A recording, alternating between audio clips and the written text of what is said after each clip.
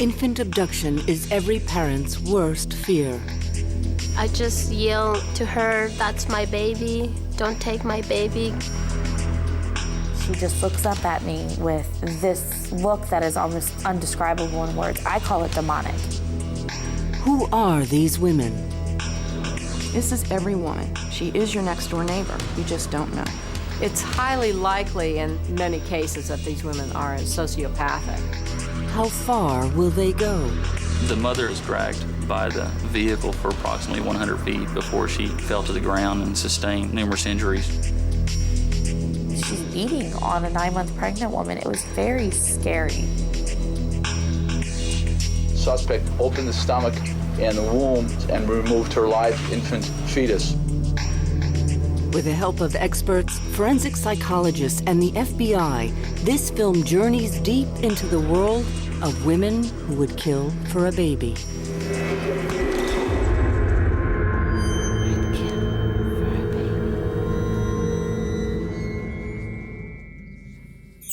This is a crime that shocks to the core. Infants, some still in their mother's wombs, taken by strangers.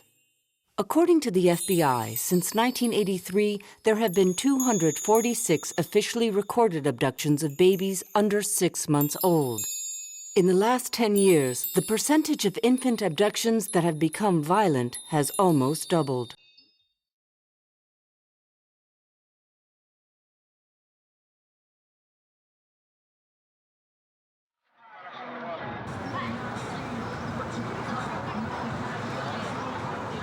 The abduction of a child is perhaps a parent's ultimate nightmare, and for Joy White, it is a nightmare that goes on forever. In New York, Joy White's baby Carlina was kidnapped in 1987. Carlina was only 3 weeks old. Joy remembers being pregnant like it was yesterday. I was 16 years old when I was pregnant with Carlina. I had a baby shower. She had everything. She had multiple of strollers, she had cribs, she had clothes, she was spoiled before she even got here. On July 15, 1987, Joy White gave birth to a healthy baby girl at Harlem Hospital. She was overjoyed. She had big eyes, big beautiful eyes. She always smiling. She had pretty curly hair. She had nice, fat cheeks. Pretty baby. 3 weeks later, baby Carlina developed a fever. Joy's baby was admitted to the emergency room. And then after that, I stayed there for a while, then I left to go home. And when I went home, some detectives and stuff came knocking on the door, and they told me that Carlina was kidnapped from Harlem Hospital. The police mounted a nationwide search for baby Carlina, but the woman who abducted the infant managed to evade the police. Shockingly, 19 years later, she and Carlina have never been found. I really didn't start getting myself together until maybe 3 or 4 years later. It hurts me every day to know that I carried my daughter for 9 months and know that somebody else out there have her. It's not fair to me. Because I really love my baby. And I would love for her to come back. The unsolved abduction of Carlina White is unusual. According to the National Center for Missing and Exploited Children, the baby is found and returned to the family in 95% of stranger abductions. But what kind of person would do such a thing? By looking at the cases that have been solved over the last 24 years, experts have managed to create a profile of the typical baby abductor. Most offenders are female. Over 95% of the cases that we've looked at over the last several years have lone female offenders. These women are not mad, they're not crazy. However, they would have certain personality traits that would allow them to commit this criminal act. The FBI has looked at a number of these types of cases. Based on this research, we have come up with several strikingly similar characteristics that seem to be present from case to case to case. Developing such a profile helps law enforcement apprehend abductors.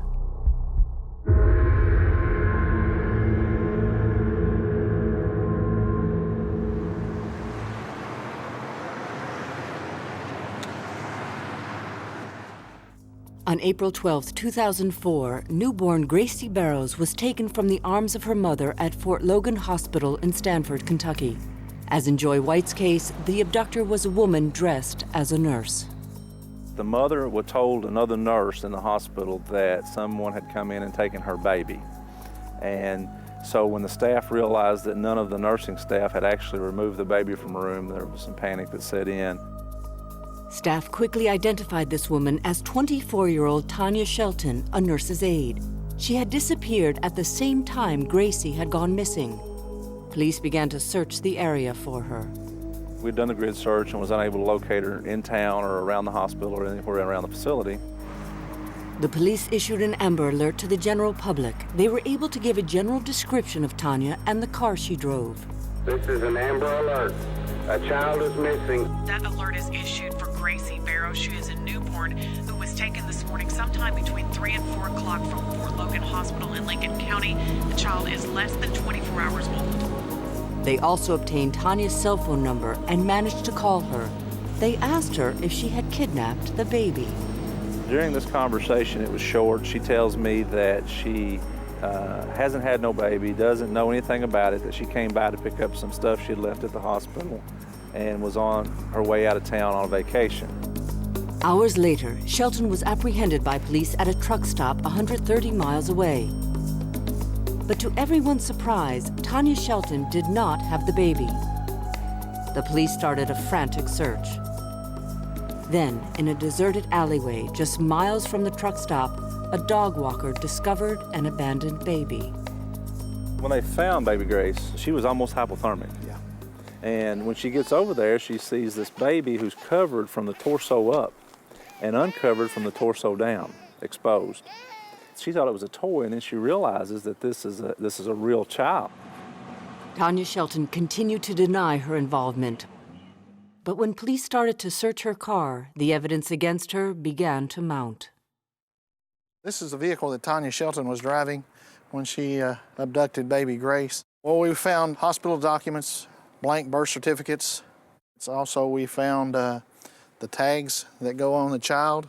That stuff was in the trunk of the car. She had a duffel bag, and all that stuff was in the duffel bag itself. The police obtained a search warrant for her house.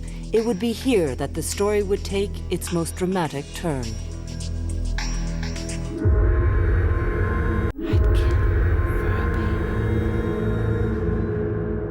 After baby Gracie Barrows' abduction in Kentucky, the police had arrested 24-year-old Tanya Shelton as the prime suspect.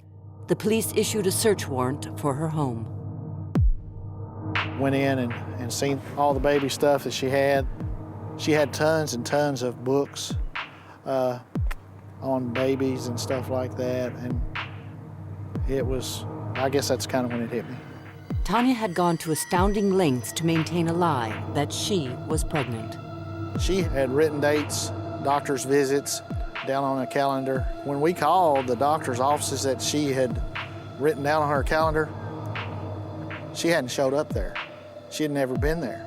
Over the years, we've seen some of these individuals who are responsible for infant abductions go to extreme lengths in feigning their pregnancy.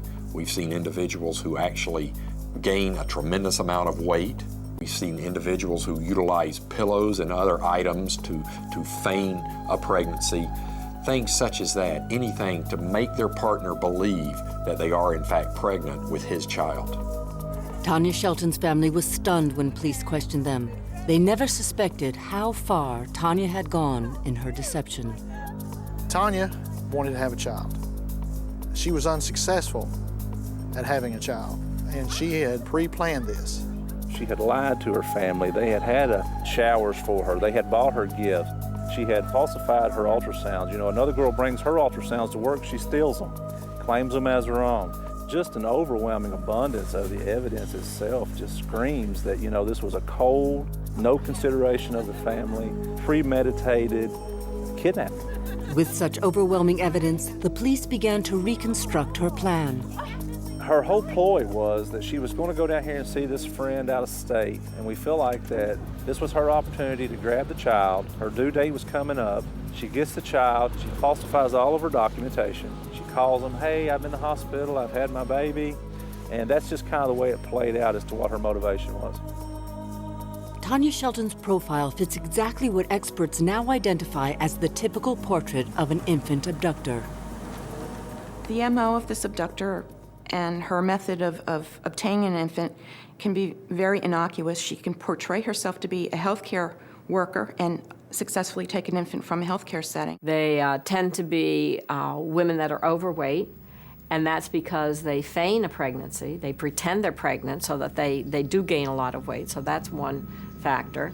This is a very small, select group of individuals who get through life with lying, manipulation, and deceit, and if they want something, they have to have it. Tanya's case is typical, too, in that she had a history of deceit. As a lonely child, she had learned to lie as a way of getting the attention she craved. I went to school with Tanya Shelton. She was somebody kind of stuck to herself, bit of a loner. Tanya, she'd come in class saying that she was pregnant, never would start showing, never saw her with a boyfriend. If she had one, it wasn't somebody at school or that could be seen with her anyway. You know, she never would start showing, and I believe at one point she even said that she lost it. I think there is an element of fear of being alone. That is why some women even want a child, even if they're not married or have a partner. So I think that element is there. There is someone that will love me, and that could, meaning the child, meaning that there could be some unfulfilled aspect to their own personal upbringing. Tanya Shelton eventually pleaded guilty to the kidnapping of Gracie Barrows. She was sentenced to 20 years imprisonment. While deceit and manipulation are common features in the classic abductor's profile, a history of violence is usually missing. But these abductors can become violent given the right set of circumstances.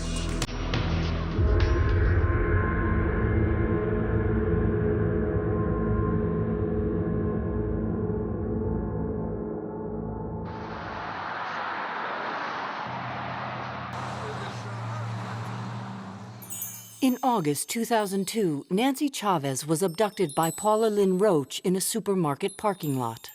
Now that we've seen the shift from healthcare to homes and public places, the potential for violence increases.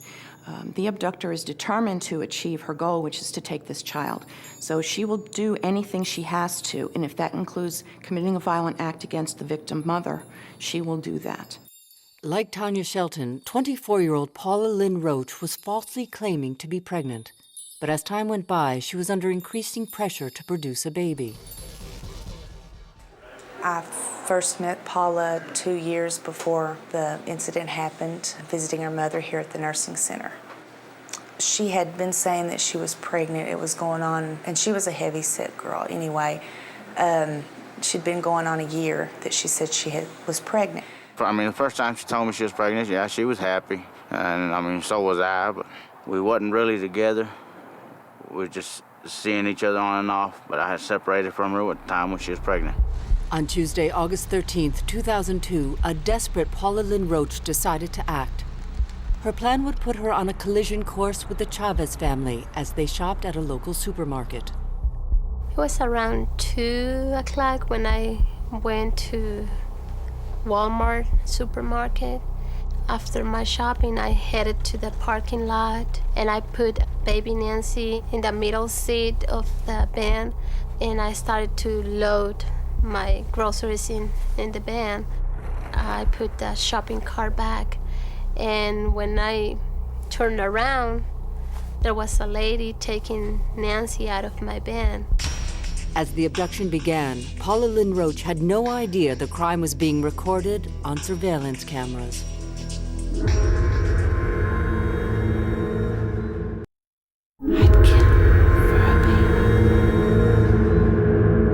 Paula Lynn Roach fits the profile of the classic baby snatcher.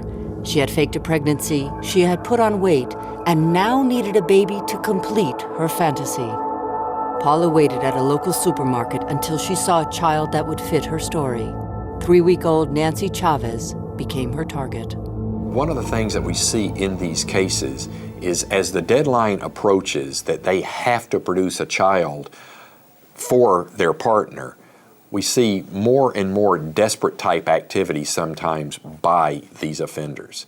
On August the 13th, 2002, at approximately 4:45 p.m., I was dispatched to the Walmart Supercenter on Southwest Drive, reference to a kidnapping that had just occurred. This is the surveillance footage from the Walmart.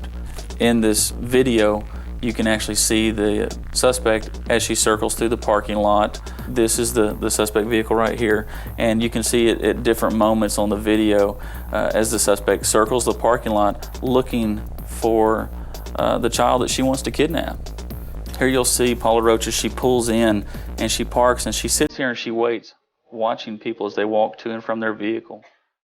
And it doesn't take her long once she's sitting there at this point for the Margarita Chavez and her children to walk by. Here's the Chavez family as they're walking to their vehicle. And it doesn't take her long once she's keyed in on this family, that she has chosen this family, that she's going to take that child. She has to get back around to the vehicle. Here in just a moment, you'll see her back up, and you'll actually see her dragging Margarita Chavez. I just yelled to her, "That's my baby. Don't take my baby. Give me my baby." But she didn't say anything at all. Her window was open, so I tried to pull her hair. Here you can actually see Margarita Chavez as she's clinging to the suspect vehicle. As Paula's backing away and abducting the child, Margarita Chavez is clinging to the vehicle, so desperately attempting to save her child. She started to go away. That's how she dragged me 15 feet around that distance. I fell down from the car, and I guess like I lost conscious. It was easy for her to steal my baby. 3-week-old Nancy Chavez was kidnapped from her mother by Paula Lynn Roach in broad daylight. The hunt was now on to catch her as soon as possible. After Paula had abducted the baby, she called her mother Sherry and told her she had just given birth. She asked to be picked up.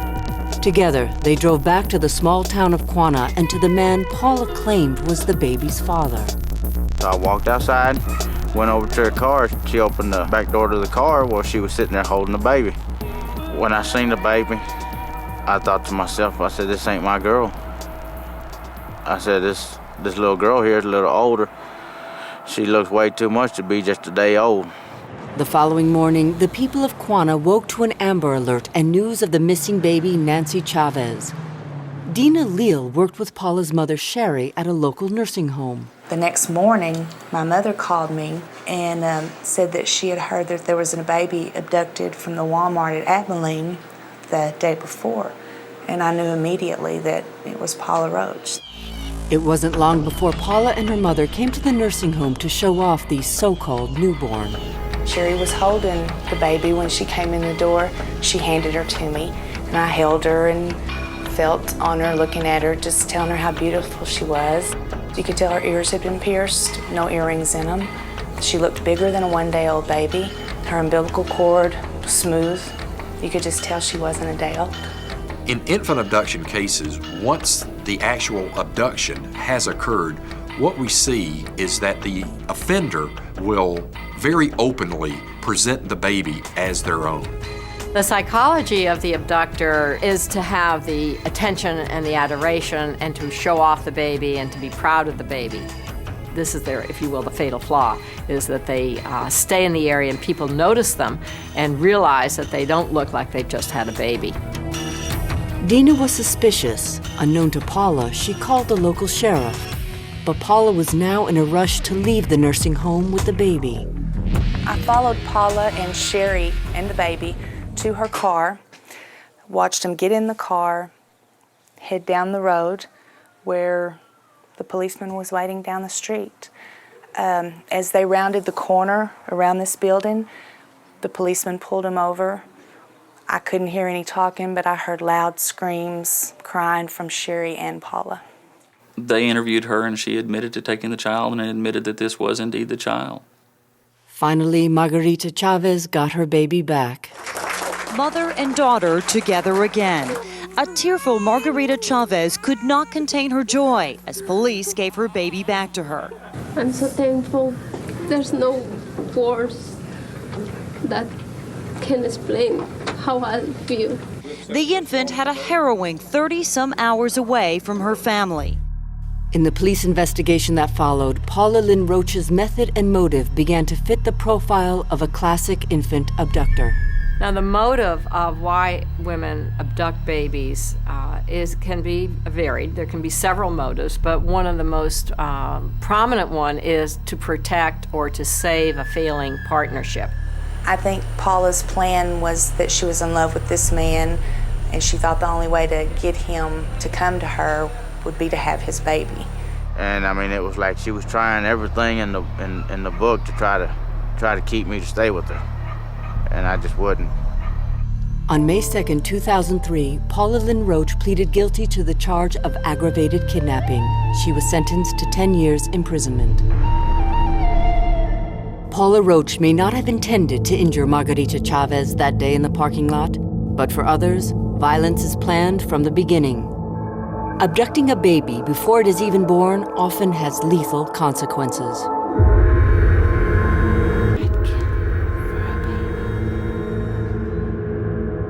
The most horrific cases of all infant abductions are the ones done by cesarean section. The baby is literally cut from the mother's womb.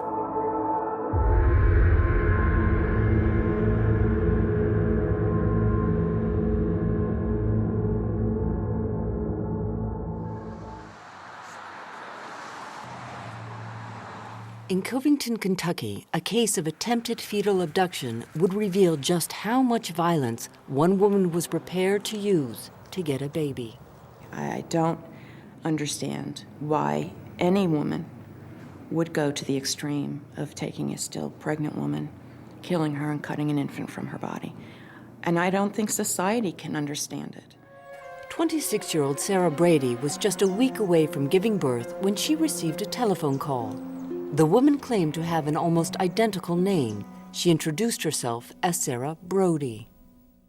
She called me up, we had a brief conversation, and she said that she was expecting herself and was actually going on to be 2 weeks overdue and being induced that week, and that she mistakenly received a package of mine.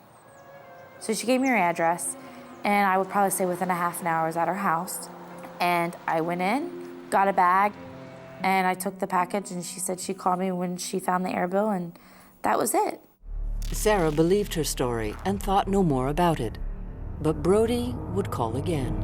She actually called later that evening on the 9th and advised me that a second package had come that belonged with the first one. During the conversation, Brady started to feel a little uneasy. She gave me a lot of descriptive information about herself, which what I thought was a little strange considering she didn't know me very well and that I was a stranger to her. But on the other hand, I was toying with the fact that here she was in a strange city, her husband traveled out of town for his job, and all of her family lived in St. Louis, so I thought maybe that she was just lonely and wanted someone to talk to. Still believing this was a simple postal mistake, Sarah agreed to pick up the second package the next morning. But things were wrong from the moment she arrived. When I did get into the apartment building itself and walked into her apartment, she did lock the door behind me, which should have probably been the first clue that something was wrong. I didn't really think too much about it. So then she took me through a tour of her apartment. Clue number 3, she had women's clothing, no men's clothing, no family photographs, nothing. Nothing appearance that a man lived in the apartment with her at all. And as we were leaving her bedroom, I noticed there was an inhaler on her nightstand and it said Katie Smith. Sarah began to realize that perhaps Brody was not who she said she was.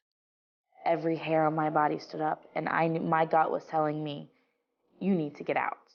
So I get to the front door. She asked to give me a hug. I'm thinking in my mind, no, I'm not going to do it. She reaches in and I pull back, and that's when she pulled out the knife on me. Sarah had no choice but to fight back.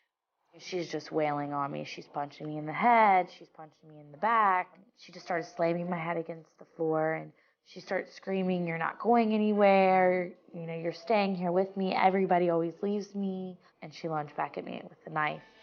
And I just grabbed the blade of the knife, and I wouldn't let go. During the fight, Sarah managed to grab the knife and stab Katie Smith. She was also able to dial 911. 911. Problem, ma'am. I finally got out of the apartment. I grabbed the phone and the knife. And so I rode down this huge long hill. I mean, I have no breath. And all I'm thinking in the back of my mind is she's behind me and she's gonna get me and she's gonna kill me. And I get to the main road and a nice woman in a minivan pulls over and stops. And at that time, the police come. But Sarah wasn't the only one who called the police. Her attacker, who was really Katie Smith, had dialed 911 as well. Take 911. Police. Okay, who's staff to? The woman. What's that? Okay, who broke you in? In the apartment, the police found Katie Smith, now unconscious and semi-clothed. She was rushed to the hospital with a stab wound, but was pronounced dead on arrival. But one thing was for sure. Our officers' initial observations, it was very clear that Katie Smith was not, in fact, pregnant. As police searched Smith's apartment, they made a shocking find. Our officers located several items of concern, and one being what we would consider a maternity suit. It was an undergarment that, if once it was put on, it would give you the appearance of someone that was at a full-term pregnancy. But stranger things were yet to come. It was the next discovery that would reveal Smith's terrifying plan. We came across a homemade surgical kit that involved some scissors, some rubber gloves, and then a plastic clip that would be very similar to that would be used to clip an umbilical cord. It was now clear that Katie planned to cut open Brady's stomach and deliver the baby herself in her apartment. The cesarean cases are different. It reaches another level, if you will, another level of severity, where they are actually the deliverer, if you will, of this fetus, this infant. And so they have really become even more involved than just going and stealing a baby. In the coming weeks, the police and the local media pieced together how Smith had chosen Sarah Brady as her victim. Through the Babies R Us website, Katie was able to figure out that there was a local woman by the name of Sarah Brady who was pregnant and was on the gift registry for Babies R Us. She was able to contact Sarah Brady and tell her that she had mistakenly gotten some gifts for her. And the plan was essentially to trick Sarah into believing that she was there to pick up a present when in fact she was at the house to be killed and have her baby taken away. But with Katie Smith dead, many questions remained unanswered. It's highly likely in many cases that these women are sociopathic. In other words, they ignore society rules about stealing and kidnapping. This individual really and truly believes that this is the way she has to go. This is the operation she has to do. She has to achieve this goal, and she's not going to be stopped. 6 days after the attack by Katie Smith, Sarah Brady gave birth to a baby daughter, Michaela Grace. However, memories of the attack still haunt her to this day. The thought that my daughter would have lived and been with her and no one would have found her, that is more horrific to me than me going through anything, because to me that woman was a monster. Katie Smith's plan to forcefully take a baby by C-section was thwarted at the last minute, but another case would result in the horrific murder of 3 innocent victims and a successful fetal abduction.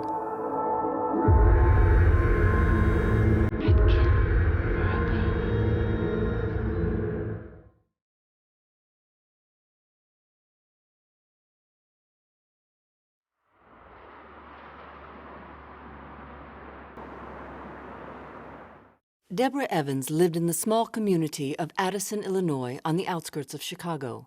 She was 28 years old, had 3 children, and was 8 months pregnant with a son she had already named Eli.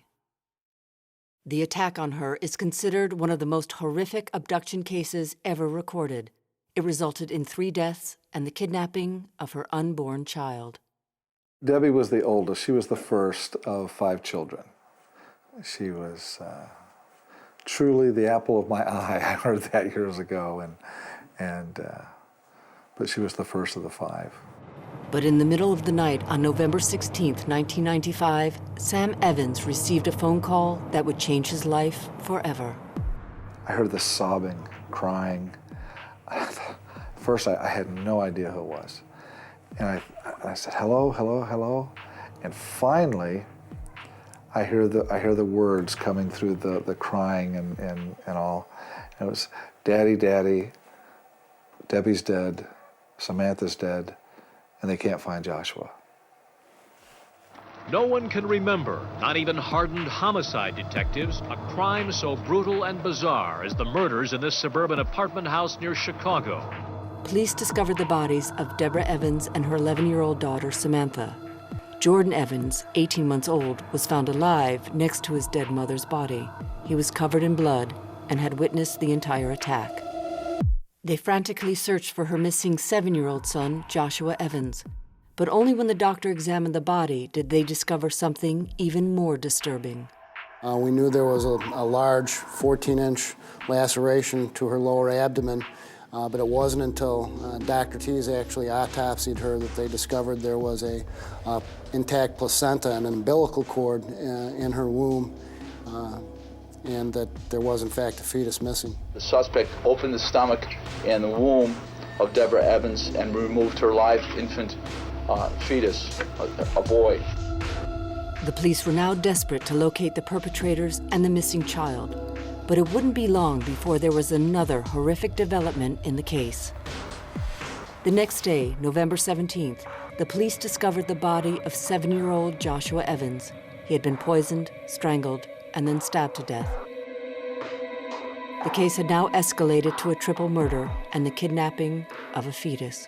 Well, I think it's a horrific crime that somebody could kill an innocent 10-year-old, an innocent 7-year-old, and so coldly kill their mother, and while her heart was still pumping, take a fetus out of her body while she was in the process of dying, and basically make that fetus, the youngest crime victim in the history of the world.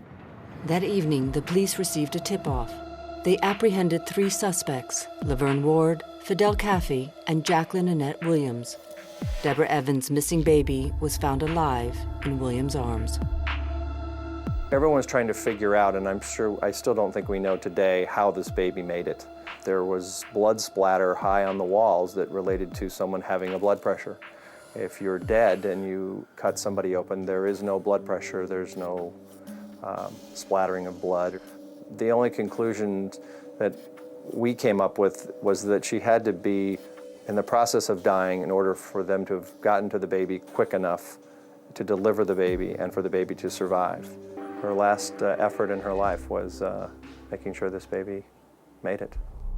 Astonishingly, Deborah Evans had known her attackers. Her dead children had once played with Annette's. She had also had a previous relationship with Ward, with whom she had a child, the 18-month-old Jordan, who had survived the attack.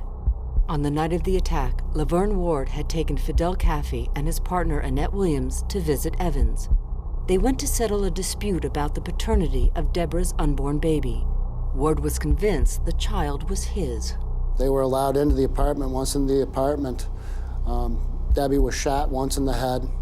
She was stabbed in the throat, and she had a 14-inch cut across her lower abdomen. The baby was removed.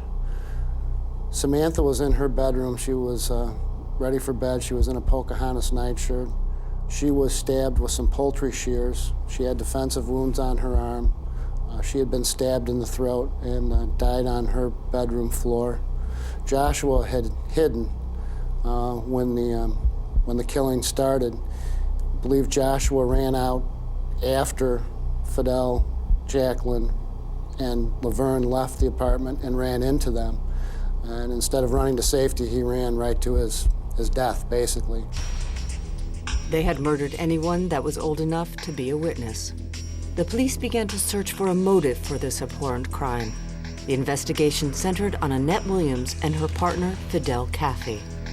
Annette Williams had been telling her family and friends since spring of 1995, March, April, that she was pregnant. On November 6th of 1995, she filled out an application where she listed the fact that she had Fidel Jr., who was 1 month old. And 1 week prior to that, Annette Williams told her probation officer that she had in fact given birth to a baby boy, and his name was Elijah, and that was a week before. So the entire motive, the only person in the world who had anything that they had to get from this murder was Annette Williams. It was clear that Jacqueline Annette Williams fit the abductor profile perfectly. She had faked a pregnancy with the same due date as Deborah Evans. She had sociopathic tendencies and was in an unstable relationship. Her partner was also desperate for a child. In most of the cases, the abductor is in a fragile relationship with her partner, so she does this to hold on to him.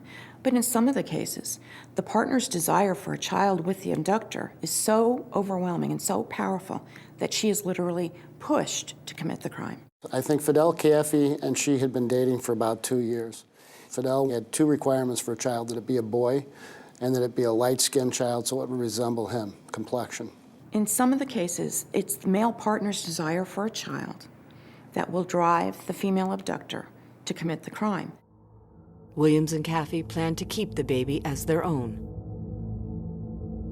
Later, it was determined that Ward was indeed the father of Deborah Evans's abducted fetus. All 3 are now serving life imprisonment. But the survivors, Jordan and Eli Evans, continue to live with the memory of their mother's violent death.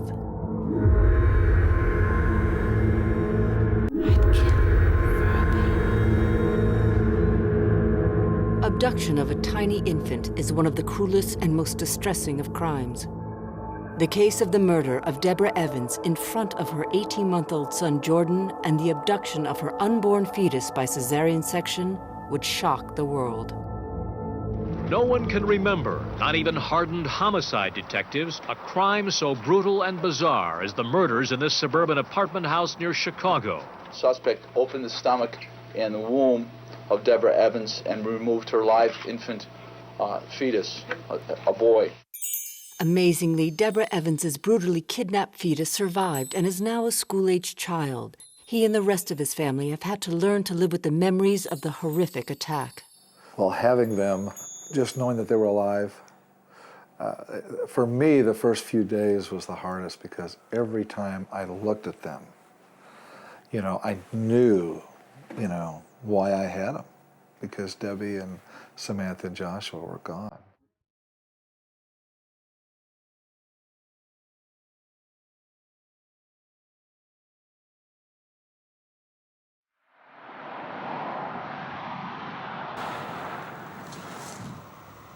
It's been 11 years since the terrible crime. The family now lives in the town of Bridgeport, Illinois. Jordan, who witnessed the crime as a baby, is now 13. Not only has he had to deal with his mother's death, but also the knowledge that his biological father played a role in the abhorrent crime. I don't really remember much. All that I know is what happened what my grandpa's told me and just stories and news and stuff. Everybody in my family says that she was really loving and she wouldn't let anybody do anything to me or Joshua or Samantha. So she was very protective of us. And everything I hear about her is that she was just a really good person. As Jordan comes to terms with the crime, his younger brother Eli, the kidnapped fetus, is now 11. Growing up, Eli was called a rather unusual nickname. We call him a miracle baby because he, I guess when he was getting taken out of my mom's stomach, he got caught, got stuck while he was getting taken out, and it was a miracle. So me and my grandpa and the rest of our family, we call him the miracle baby. With the support of his brother and grandfather, Eli is working to overcome his traumatic birth and the fact that his biological father participated in his mother's murder. The way she died and the way that I just didn't get to see her, and to think that my biological father would do that. It feels good to have my grandpa with me and my family, because I ask my grandpa sometimes what would happen if my dad got out of jail and came for me, and he said he'd protect me with his life. so I feel safe where I am. Their grandfather, Sam Evans, does his best to help the boys lead a full and healthy life. I don't want to see the people that were convicted, but in my heart and in my mind, I just had to make a decision one day. Am I going to teach the boys to hate these people, or am I going to teach them the way I taught their mother? And that was to be forgiving and to be loving and caring. Attempting to forgive the kidnappers has been crucial for the Evans family to move on with their lives. The magnitude of their loss is hard to imagine, as is Joy White's, whose 3-week-old daughter was abducted from Harlem Hospital in 1987. Her suffering continues to this day. Her baby Carlina has never been found. She's always in my mind, always in my mind. Sometimes I go to sleep, I think about her. Sometimes I wake up thinking about her. Something that I will never forget. Even though there have been no recent leads in the case, Joy has never given up hope that her child will be found. Well, there still are missing babies, so that there are some out there that are still, we assume, would be with the abductor. And so they will be being raised by the abductor. Now, there have been a few cases where they have found the baby like years later. The National Center for Missing and Exploited Children used the process of age progression to find these children. Taking pictures of Carlina herself, Joy as a child, and Carlina's half-sister Sheena, the center can create an image of how Carlina might look today. A picture produced by the center had an amazing result. Eric Austin had been kidnapped as a baby. 21 years later, his college tutor spotted an age-progressed picture on the center's website. Only then did Eric Austin discover his true identity, and the case was solved. Using the same technique, the center has aged Carlina from a baby to an adult.